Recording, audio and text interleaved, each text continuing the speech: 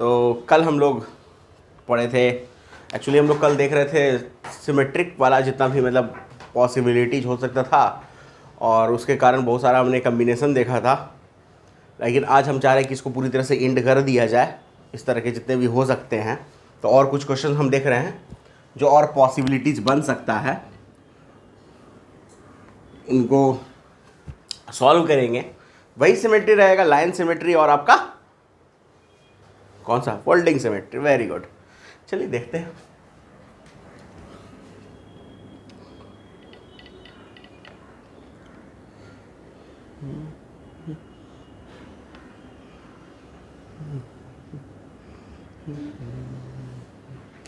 अरे यार,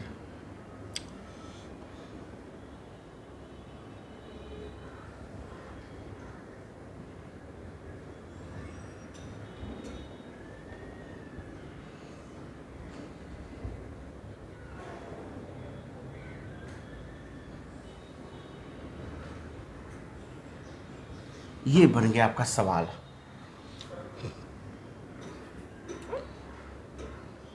और सभी में आपका एक एक कैपेसिटर लगा हुआ है सी का, ठीक है।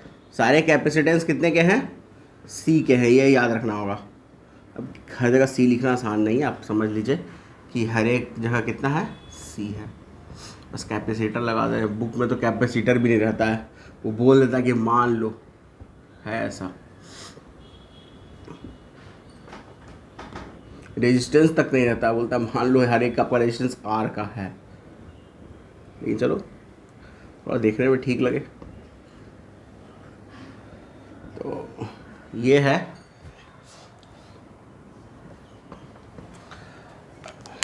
कॉम्बिनेशन, और आपको इन दो पॉइंट के बीच निकालना है। M और N के अक्रॉस इक्विवेलेंट कैपेसिटेंस क्या होगा बताना है आपको। M और N के अक्रॉस इक्विवेलेंट कैपेसिटेंस क्या होगा, आपको ये सोचना होगा इसमें कौन सा सिमेट्री हम लगाएं, आइदर परपेंडिकुलर सिमेट्री और फोल्डिंग सिमेट्री, ये आपको सोचना है।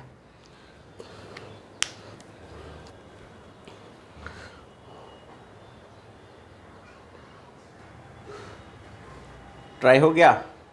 एक चीज़ देख रहे हो, इसमें तो एक चीज़ छूट गया हमसे भी, गलती आप लोग ध्यान नहीं दिए। ये कैसे हो जाता है जी हमसे। चलो देखो, यहाँ पे ये सी और ये सी भेज दी, ये सी और ये धीरे धीरे धीरे धीरे सी सी, ठीक है। तो अब ये समझना है कि हम इसमें करेंगे कैसे सॉल्व। तो सबसे पहले इसको फोल्ड कर सकते हो, एम एन के क्रॉस कर सकते हो, है ना। फोल्ड करने पे होगा क्या, फोल्ड करने पे एक्चुअली हम लोग करते क्या है पहले वो समझ लो। एक बार फिर से हम बोल दे रहे हैं, इस पॉइंट का पोटेंशियल इस पॉइंट के क्रॉस होगा। अगर पॉइंट हम इसको क्या कहते हैं, एम मान लें, और इसको अगर हम एम एन तो पहले से ले लिए, मान लो इसको हम पी मान लें, इसको क्या मान लें, क्यू मान लें, तो पी और क्यू का पोटेंशियल क्या होगा, आपस में सेम होगा। तो पी और क्यू का पोटेंशियल क्या हो गया, सेम हो गया। अब देखो, तो जब फोल्ड करोगे तो क्या होगा, ये दोनों कैपेसिटेंस, ये और ये, ठीक है, ये कैपेसिटेंस दिख रहा है, दोनों देखो P और Q का पोटेंशियल क्या है, सेम है, Vp और Vq का। चलो इसको तुम्हारे अथी के लिए हम लोग तुम्हारे मतलब इजी वे भी के लिए P ही कर लेते हैं, ठीक है। तो ये दोनों कैपेसिटर M और P के बीच में रखा हुआ है, देखो। तो पोटेंशियल डिफरेंस अगर सेम होता है तो उसको हम लोग क्या कहते हैं, पैरेलल कहते हैं। जिन दो कैपेसिटर के बीच में पोटेंशियल डिफरेंस सेम होता है उसे कहते हैं पैरेलल। तो ये इसका C और इस वाले कैपेसिटर का C मिलके पैरेलल होगा, और ये कॉम्बिनेशन बनेगा 2C का, क्योंकि C और C पैरेलल वाले में 2C होता है। तो देखो कैसे होगा, कौन से पॉइंट से हम लोग इसको मतलब करेंगे। तो ये पूरा है इसका कॉम्बिनेशन उल्टा करने का, तो उल्टा कर दो। तो चलो पहले इसको हटाओ, ठीक है, इसको हटा के यहाँ 2C कर लो, ठीक है, इसको हटाओ, 2C हो गया, इसको भी हटा दो, 2C हो गया, ये भी 2C हो जाएगा, 2C, सबको हटाते चल जाओ, 2C करते चले जाओ। ओ ये भी छूट गया था, वाह कितना छूटता है। चलो इसको पूरे को हटा ही देते हैं और सबको ऊपर 2C कर लेते हैं, समझ में आ गया कैसे किए हम लोग? 2C क्यों हुआ ये समझ में आ रहा है कि इसमें कोई दिक्कत? यही अगर रेजिस्टेंस होता तो रेजिस्टेंस में उल्टा होता है ना, तो वहाँ R/2 हो जाता, क्योंकि वहाँ के पैरेलल में 1/R equivalent equals 1/R1 plus 1/R2 लगता है, तो वहाँ R/2 होता, यहाँ 2C है। अब इसके बाद मेरे ख्याल से इस क्वेश्चन में उतना जान नहीं बचा, ऐसे तो पहले भी नहीं हमको लगता था, लेकिन अभी भी हम इसको कह सकते हैं कि इसमें अब कोई जान नहीं बचा है इस क्वेश्चन में। अगर आप ध्यान से देखें तो दो जगह पे आपको 2C और 2C का कॉम्बिनेशन दिख रहा होगा, सीरीज का, दो जगह पे अलग अलग। यहाँ देखिए सीरीज का कॉम्बिनेशन यहाँ पे पूरा मिल रहा है, और यहाँ तो ये 2C और ये 2C का सीरीज कॉम्बिनेशन कितना बनाएगा?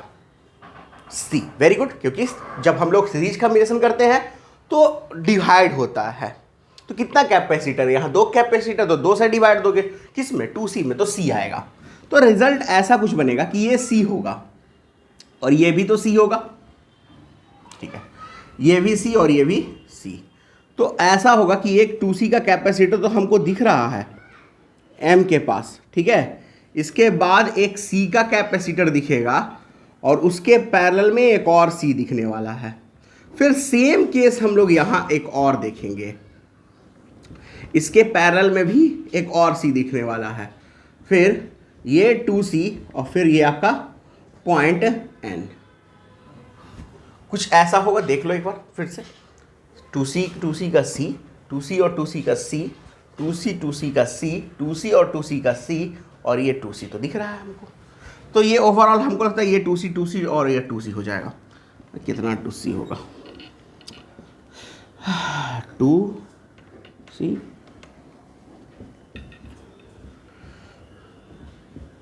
कितना कैपेसिटेंस, कितना कैपेसिटर हुआ हमारे पास? 4 कैपेसिटर है of value 2C in series.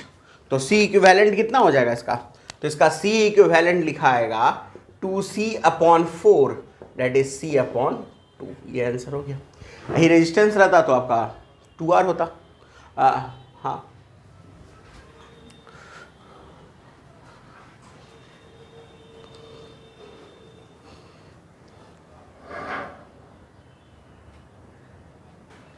चलो ये सवाल तो हो गया हम लोग का।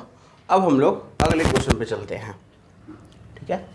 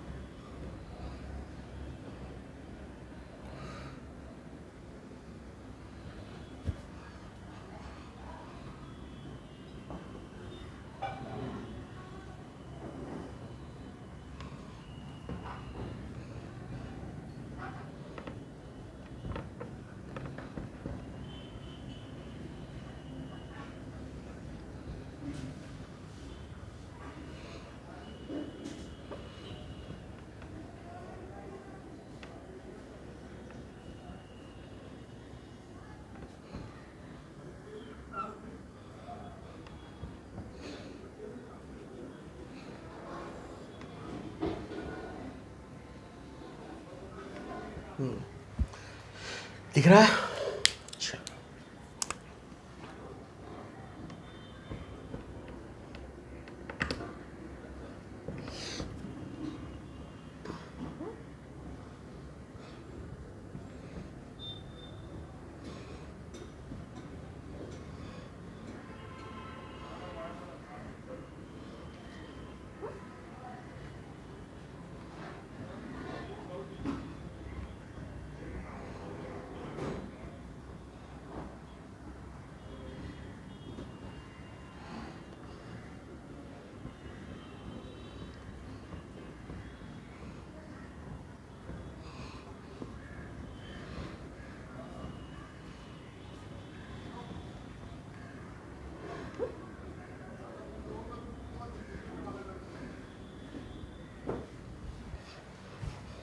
आपको बताना है find actually C equivalent across A O, और सारा कैपेसिटर सी का है, ठीक है, सब सी का है सारा। बताइए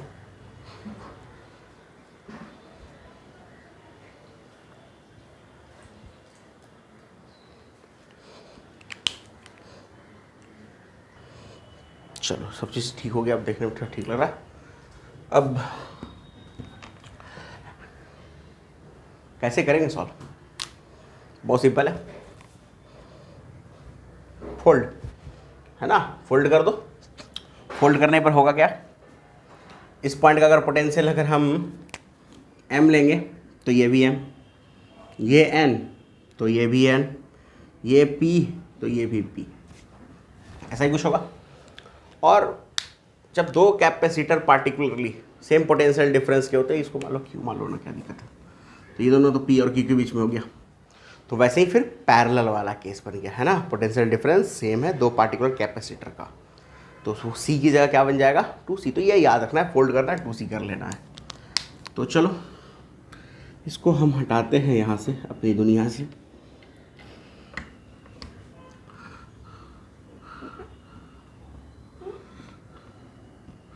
और इसको ये 2c होगा, नहीं इसके बैक में तो कुछ था ही नहीं, तो ये 2c होगा। मतलब ये नहीं कि सबको कर लेना है भाई, जिसका कुछ था ही नहीं, उसमें डबल हुआ भी नहीं, तो वो सर वो भी 2c।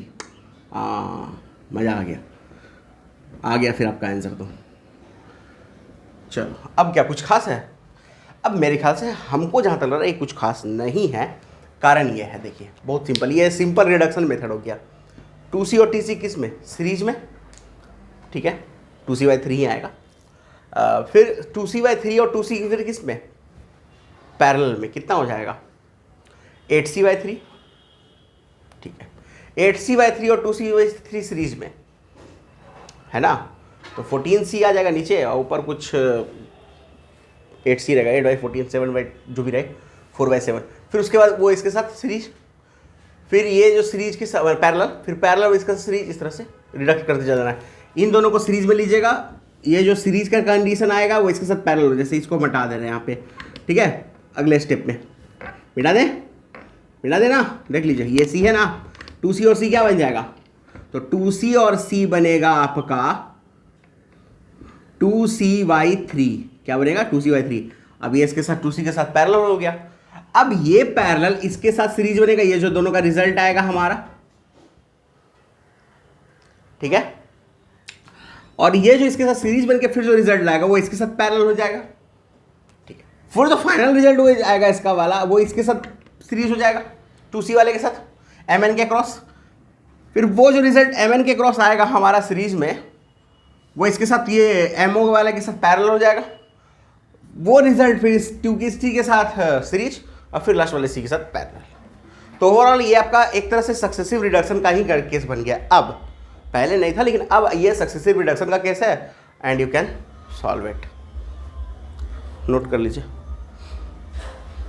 नोट क्या करिएगा तो इसी से कुछ है। अब देखिए, अब रुक जाइए, धैर्य रखिए, चलते हैं अगले क्वेश्चन की ओर हम लोग। ठीक है, अब हम लोग चलते हैं अगले क्वेश्चन पे। क्वेश्चन एक्चुअली ऐसा है,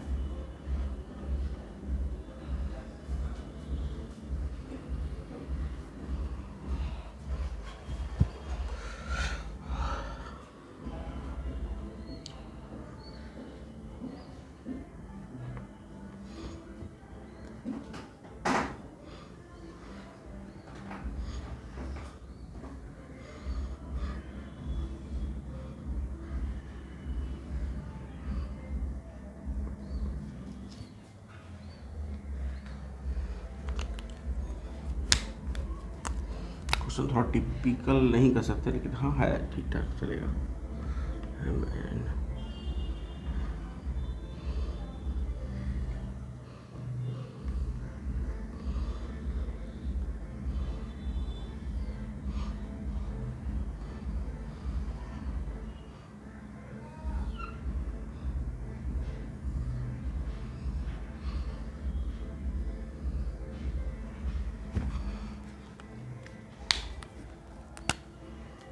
कुछ किया जाए।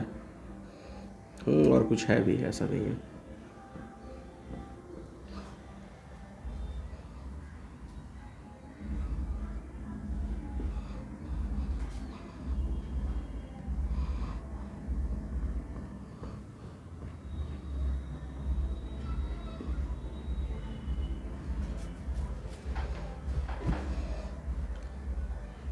देखो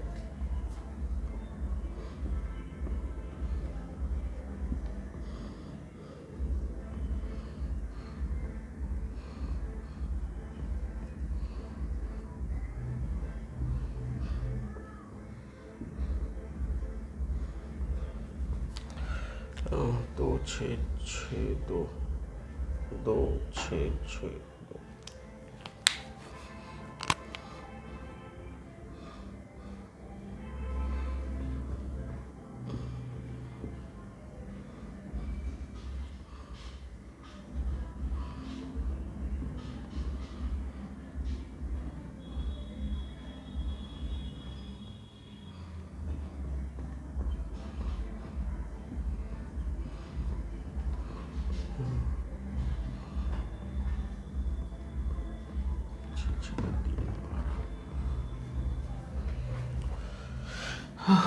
देखते हैं क्या होता है। 2C इतने पे कहानी ख़त्म नहीं हुआ है, अभी कहानी में ट्विस्ट है, कहानी में ट्विस्ट है। इसको यहाँ रख दो 5C को। अब यहाँ एक पिरामिड है,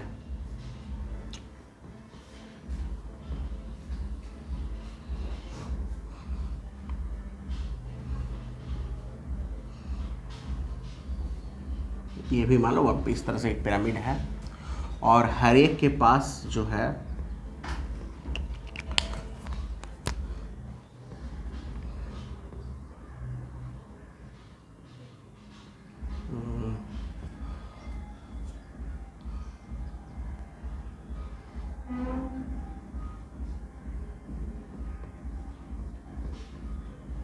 ये भी 5C का है और ये भी 5C का है। बनाइए Mn के क्रॉस इक्विवेलेंट कैपेसिटेंस क्या आएगा।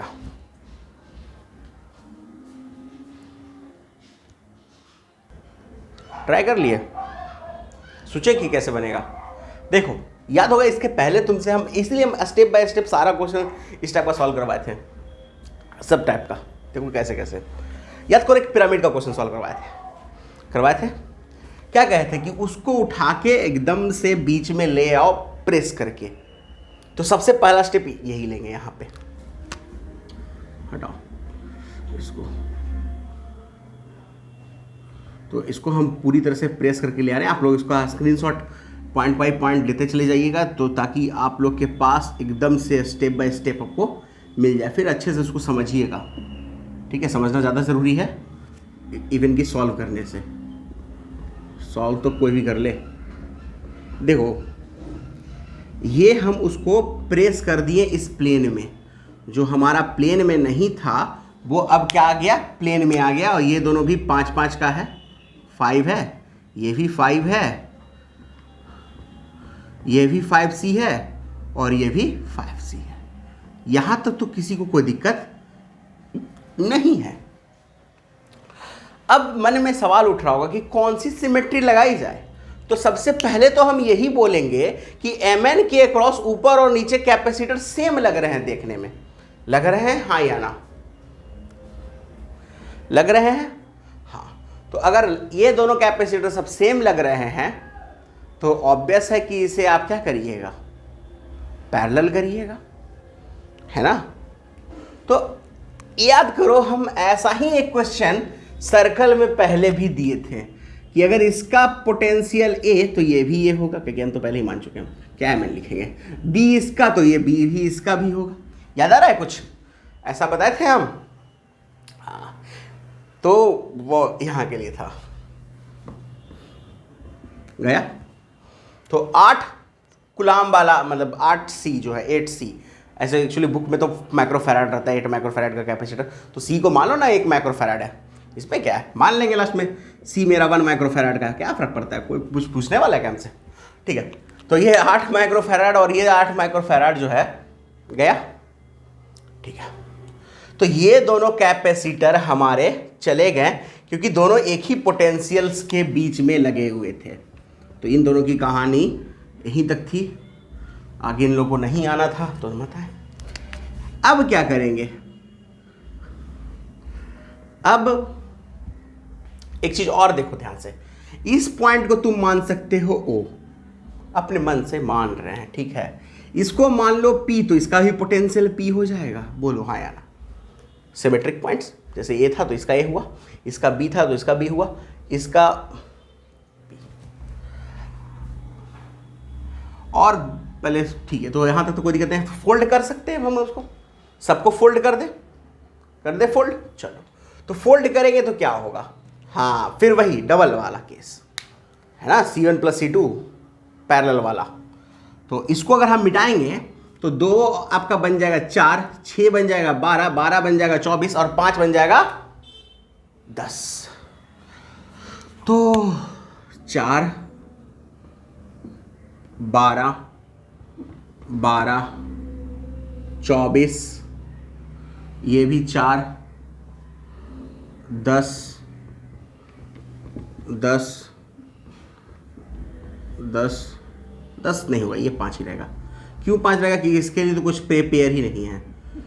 अब भाई बिना पेयर के कैसे काम चलेगा, पेयर में रहता तब तो।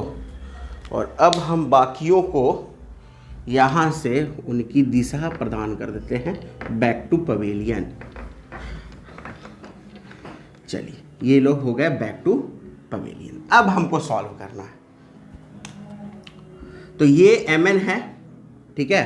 अब अगर तुम एक चीज और ध्यान से देखो, Mn के परपेंडिकुलर अगर हम एक लाइन प्लॉट करें, Mn के परपेंडिकुलर एक लाइन प्लॉट करें, तो उस लाइन के अबाउट भी ये सिमेट्रिक है, जितना इधर है उतना ही उधर है। देख लो, इसका मतलब क्या हुआ कि जो चार्ज इसमें जाएगा वही इसमें जाएगा, इसमें तो जा ही रहा है, फिर जो इसमें आएगा वो इसमें आएगा, वो जो इसमें आएगा वो इसमें आएगा। इसका मतलब इसको कोई चार्ज मिलने से रहा।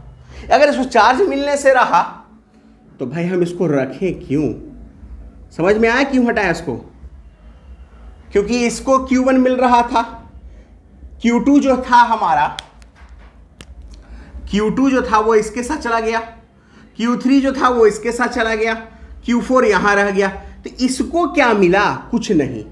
जब चार्ज ही नहीं मिला मतलब कि उस कैपेसिटर को कोई मतलब नहीं रह गया, तो हटा दें। और यहां से देखो क्या होगा, एक चीज और, वो तो हट गया, पहला बात समझ में हमको आया, बहुत अच्छी बात, वेरी गुड, इसमें कोई दिक्कत नहीं है, आपने अच्छा कर लिया। लेकिन ये Q2 और ये Q2, ये Q3 और ये Q3, इसका मतलब 10 माइक्रोफैराड वाला सीरीज में है और उधर 12 वाला सीरीज में है ना। तो चलो उसको भी अब साथ ले आया जाए, अब तक जुदा जुदा चलेगा बेचारा। अब बताओ क्या ये क्वेश्चन कुछ खास रह गया क्या, यहाँ से कुछ खास रह गया क्या, देख लो, बहुत ईजी है ना। 10 का कितना हो जाएगा 5, वेरी गुड। 12 का कितना तेज है आप लोग 6, और 5 का 5/2। और हमको लगता है कि ये अब बहुत इजी है, 5/2 में 5 ऐड कर सकते हो, ये पैरेलल वाला केस सॉल्व हो जाएगा। 12 का 6 होगा, 6 का 24 से 30 हो जाएगा, 34 को सॉल्व कर लेंगे हम लोग सीरीज वाले से, फिर वो सीरीज का इसके साथ पैरेलल हो जाएगा, आप C इक्विवेलेंट निकाल सकते हो। तो यहाँ से हमको जहाँ तक लगता है you can find C equivalent. किसी को दिक्कत है तो बोलो, ज़्यादा होगा तो हम एक स्टेप यहाँ से इसको हम 12 और 12 को 6C कर दे रहे हैं। 6 क्यों किए आपको समझ में आ रहा होगा,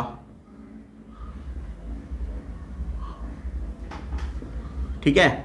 और ये 10 को 5 कर लेते हैं, लेकिन इससे बहुत ज़्यादा हेल्प आपको नहीं हो रहा है, कितना तो आप भी कर सकते थे, ठीक है ना। और इसके बाद भी बहुत टिपिकल नहीं है, इस 24 से 6 को 30 करना कौन बड़ा बात है। और क्या 30-4 का हम सीरीज वाला सॉल्व नहीं कर सकते, हमारे पास फॉर्मूला है ना। आपको हम डायरेक्ट भी फॉर्मूला दिए हैं 3 वाले के लिए, क्या दिए थे, C1 C2 C3 by C1 C2 + C2 C3 + C3 C1। 3 वाले के लिए तो डायरेक्ट यही है हमारे पास, बस सॉल्व कर लेना है।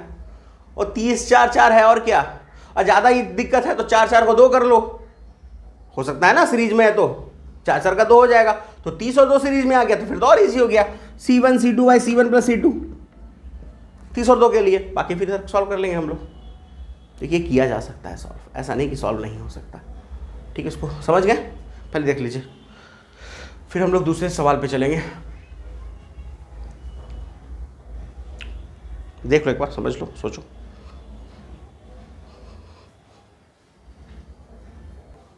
चलो ये तो हो गया तुम लोग का। अब इसको कोई दिक्कत है ना, सॉल्व कर लियोगे? अब आगे चलते हैं हम अगले सवाल पे।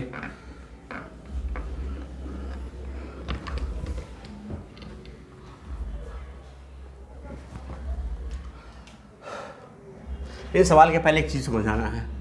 एक होता है इलेक्ट्रिकल सिमेट्री, इलेक्ट्रिकल साइमेट्री।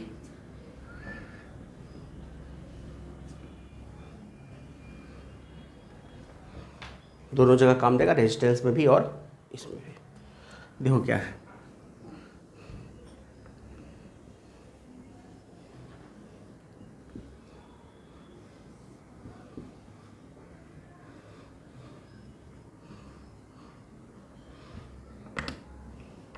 ये है, मान लो यहाँ भी कैपेसिटर सी लगा हुआ है, ये सी लगा हुआ है, यहाँ पॉइंट बी है, ये पॉइंट बी है, ये पॉइंट मान लो एम एन है, इसको ये मान लो।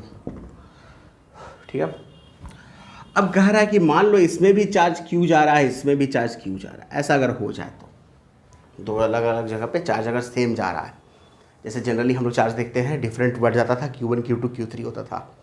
यहाँ कैपेसिटर सेम है, आपको ऐसा लग रहा है इसका कारण से चार्ज सेम जा रहा है, बात सही है, जो भी हो चार्ज सेम जा रहा है दोनों में, मान लेते हैं।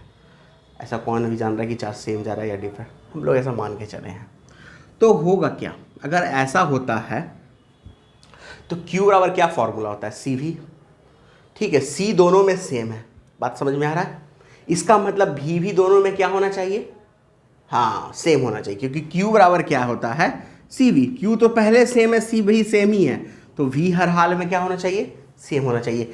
यानी पहले ब्रांच का जो पोटेंशियल डिफरेंस होगा और जो दूसरे ब्रांच का पोटेंशियल डिफरेंस होगा वो सेम होना चाहिए।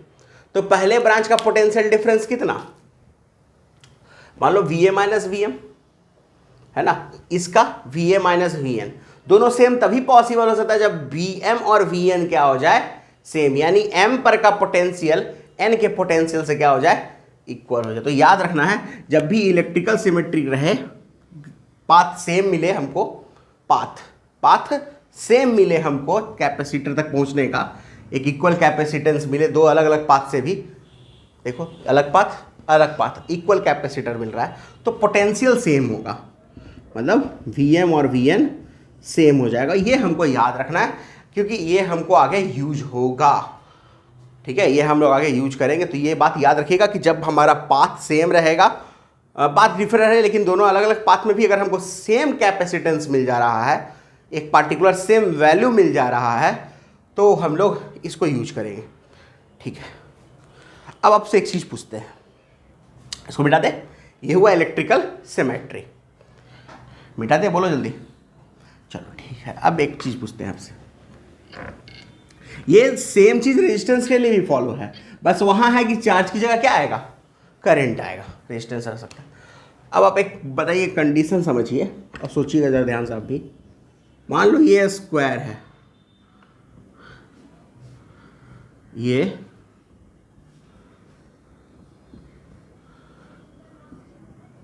स्क्वायर है हमारा, सी सी सी सी। अब हमसे ये कहा है कि फाइंड द, मान लो इसका नाम दे देते हैं हम, ABCD नाम दे दिए, ठीक है, ABCD इसका नाम दे दिए, और कह रहा है कि find the equivalent capacitance across side. ये नहीं कहा कि कौन से साइड, कहा है अक्रॉस साइड निकालिए। तो क्या हो सकता है, अगर हम AD के क्रॉस निकाले, क्या डिफर रिजल्ट आएगा या सेम आएगा बाकी दूसरों से? किससे, यानी बाकी दूसरों से, मतलब कोई बच्चे ने बोला कि भैया हम C और D के बीच में निकाल लेते हैं, ठीक है, तो C और C, C/3 परफेक्ट है, सीरीज में ही होगा, कोई चार्ज का डिफर नहीं, लेकिन ये इसके साथ पैरेलल होगा क्योंकि यहीं पर तो जंक्शन बन गया हमारा। तो C और C/3 कितना, 4C/3। समझ में आ रहा है? ठीक है, पक्का? चलो, तो C/3 प्लस C 4C/3। अब किसी ने बोला नहीं, हम CD के क्रॉस ना निकाल कर AD के क्रॉस निकालेंगे, बात वही रहेगा, 4C/3 ही आएगा। यानी जब साइड कहते हैं हम लोग तो उसमें कोई लिमिट नहीं होता कि हम किस साइड के क्रॉस देख रहे हैं, आप जिसके क्रॉस निकालिए आंसर वही आएगा। सेम केस क्या है, सेम केस डायगोनल के लिए भी तो है। अगर हम AC के क्रॉस निकालें तो ये C/2 और ये C/2 प्लस C/2 पैरेलल वाले में C आ जाएगा, रिजल्ट आएगा। अब किसी ने बोला नहीं, हम CD के क्रॉस ना निकाल कर AB के क्रॉस निकालेंगे, क्या फर्क पड़ जाएगा उसको? कुछ फर्क पड़ेगा क्या उसको? कोई फर्क नहीं पड़ने वाला, क्योंकि उसका भी रिजल्ट आपका C आएगा। C और C 2C, नहीं C/2 बाबू, C/2 और ये C और C, C/2 C आ गया।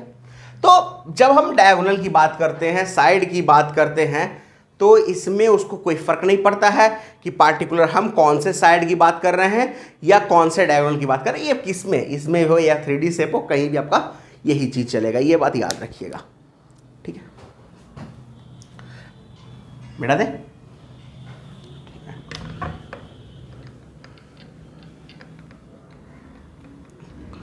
अब हम लोग आज अभी जो पढ़ने वाले हैं वो है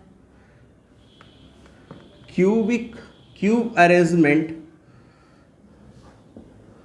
ऑफ कैपेसिटर्स।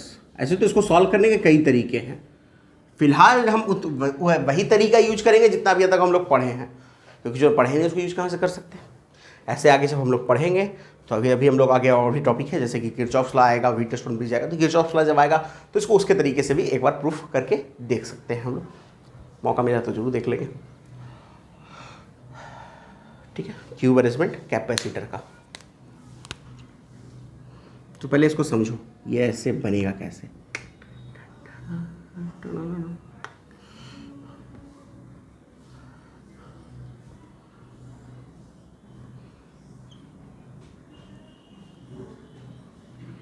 कुल मिलाकर ये इस तरह का हमारा एक कैपेसिटर का सेट बन गया है ना।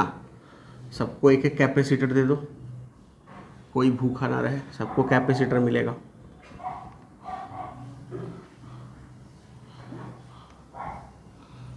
अरे ये तो ज़्यादा पहले हो गया, हाँ अब थोड़ा ठीक लग रहा है देखने में। खराब बने लेकिन बहुत खराब भी ना बने। अब इसमें सवाल ये उठता है कि किसके किसके क्रॉस निकालना होगा। तो देखो, इसमें 3 क्वेश्चन पूछे जाते हैं जनरली। आप या तो ऑब्जेक्टिव के लिए उसको याद कर लो, बहुत अच्छी बात है, नहीं याद कर सकते तो हम तो सॉल्व करेंगे ही, आप याद हो जाएगा, बहुत सिंपल सा चीज़ है। एज, अरे यार एज तो लिख ले, एज के क्रॉस, फेस डायगोनल के क्रॉस, और तीसरा बॉडी डायगोनल के क्रॉस। 3 है, एज के क्रॉस, फेस डायगोनल के क्रॉस या बॉडी डायगोनल के क्रॉस।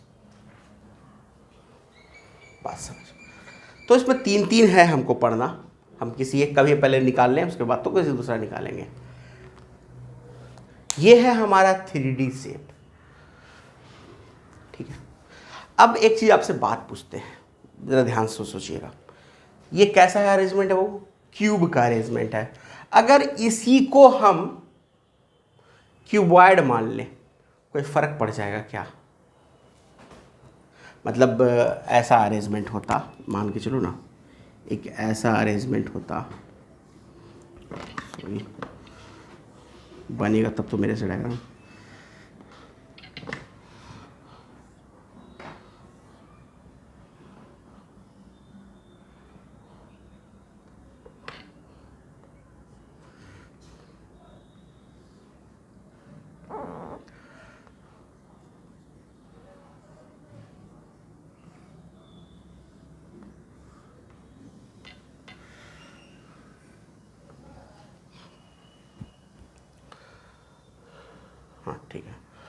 अब बताओ इन दोनों के वैल्यू में क्या चेंज आता। कैपेसिटर अभी भी उसका हम हर जगह सी ही लगाए हुए हैं, कोई फ़र्क पड़ेगा क्या? कोई फ़र्क नहीं पड़ेगा। सीरियसली कहा जाए तो कोई फ़र्क नहीं पड़ेगा उसको, क्योंकि चीज़ें वही हैं। देखिए थोड़ा ध्यान से आप, हर एक के पास कैपेसिटर सी है, हर एक का वो इस तरह से है। क्यों? क्योंकि अगर हम स्क्वायर में बना रहे हैं तो ये रिज़ल्ट आएगा, और अगर हम रेक्टेंगल बनाएंगे तो अलग रिज़ल्ट आएगा क्या? बताइए तो, अलग रिज़ल्ट आएगा क्या? बोलिए, कुछ खास होगा क्या डिफ़र? नहीं, कुछ डिफ़र नहीं होगा, रिज़ल्ट अभी भी उतना ही आएगा, क्योंकि यहाँ पे सी लगा देंगे हम। सोचिए, तो हम करेंगे क्या? मेरा एम क्या है, हम क्यों ऐसे बातें बोल रहे हैं? क्योंकि हम इस 3D को 2D में लाना चाहते हैं। इस 3D शेप को हमको 2D में लाना, सॉल्व करना बहुत ईजी हो जाएगा। मिटा दें इसको, समझ में आ रहा है? अब कैसे लाएंगे वो समझिए। इसको प्रेस कर दीजिए ज़मीन पे, मतलब इसको प्रेस कर दीजिए इस पे, तो ये पूरा का पूरा उठ के यहाँ चला आएगा इसमें, ठीक है? तो ये 3D शेप को हम लाते हैं 2D में, ठीक है?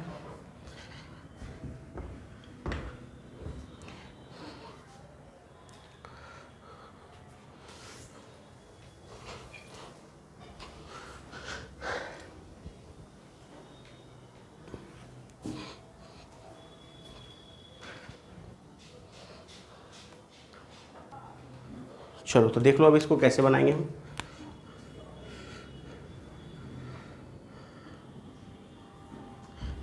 ये चलेगा।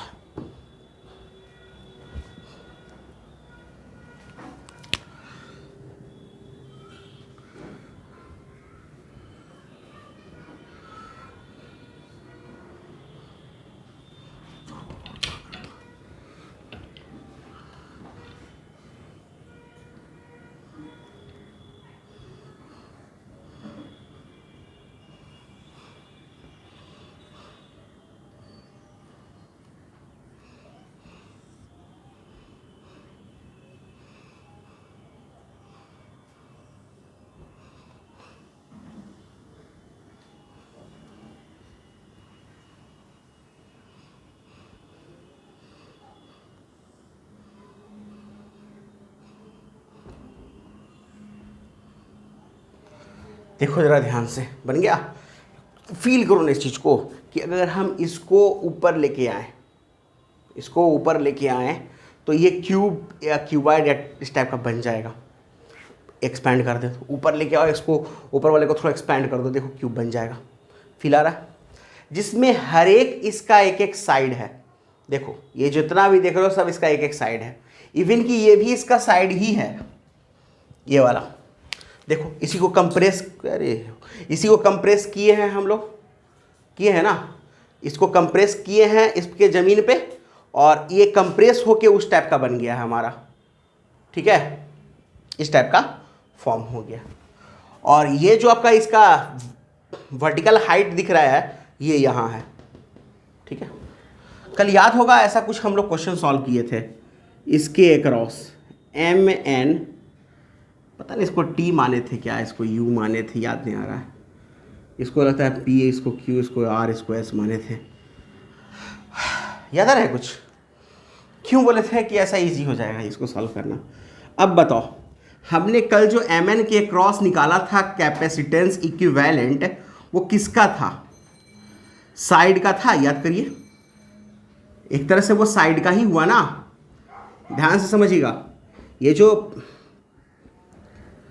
MN के अक्रॉस इक्विवेलेंट कैपेसिटेंस जो हम लोग निकाले थे कल, वो इस तरह से चलो ना, इसको M S T P, P के सामने Q, Q से सामने N, N के बगल में बेचारा R, और R के बगल में U। MN, वो तो जैसे भी अरेंजमेंट।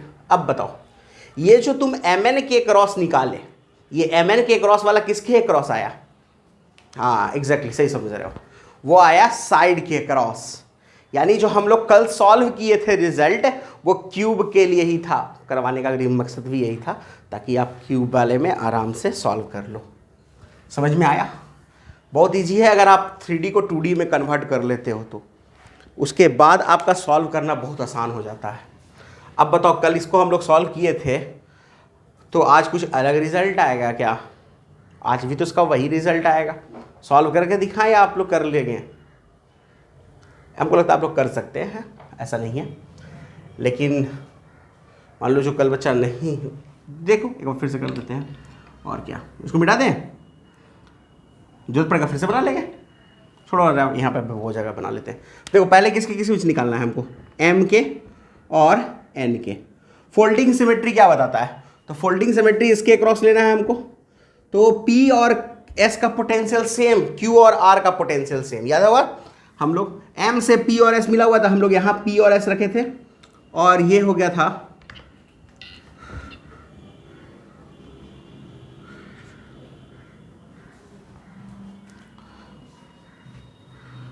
था हमारा पी और एस के अलावा कौन था एक और, क्यू और आर।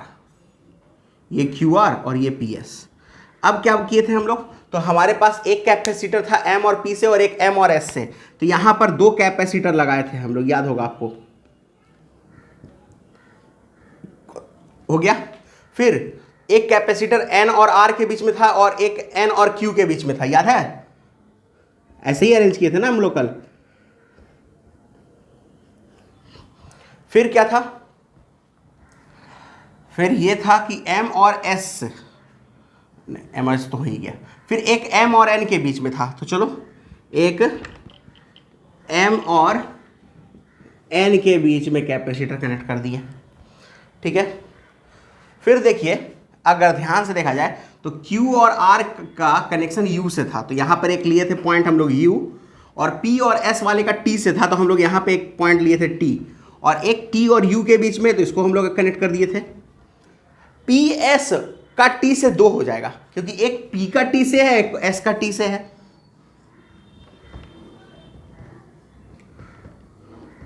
फिर वैसे ही इधर भी होगा, एक Q का आपका U से, एक R का U से। लगभग सारा कनेक्शन हो चुका है R का S से। हाँ, एक और कैपेसिटर बनेगा क्योंकि R का S से है, R का S से, ठीक है। और एक P का Q से है।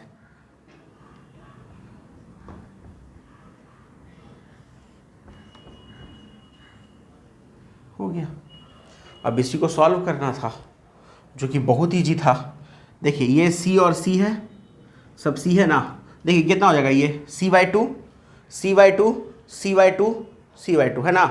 और हाँ बोलता है सब 2C 2C 2C 2C और 2C पैरेलल है ना, ठीक है। अब फिर 2C के साथ C और C के साथ C/2, ये फिर 2C हो जाएगा, ये C रहे। देखो चलो कर देते हैं, ये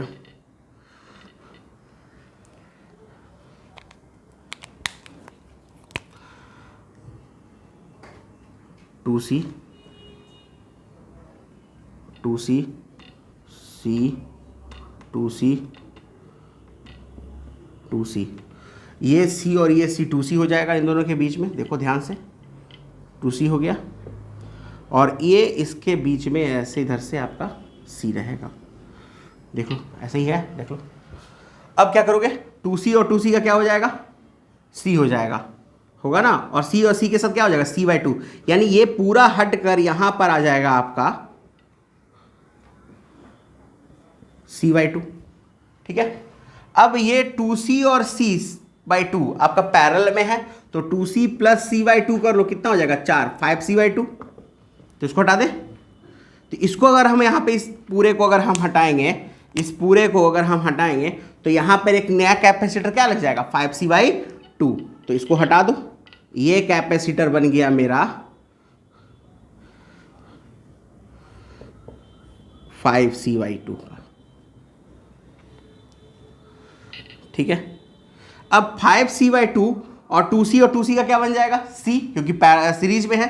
तो अब इसका एक और स्टेप बन जाएगा हमारा C और 5C/2।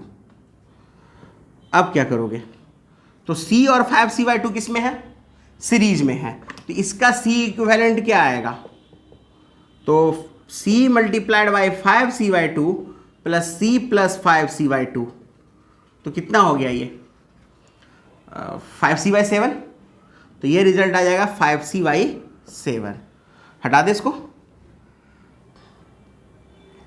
तो अब यहां पे रख देते हैं ये 5C/7, इसको हटा देते हैं।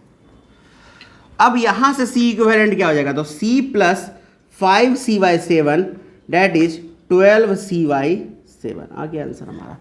यही अगर हमारा रेजिस्टेंस रहता तो 7R/12 आता। सही आता रिजल्ट यही, लेकिन 7R/12 आता।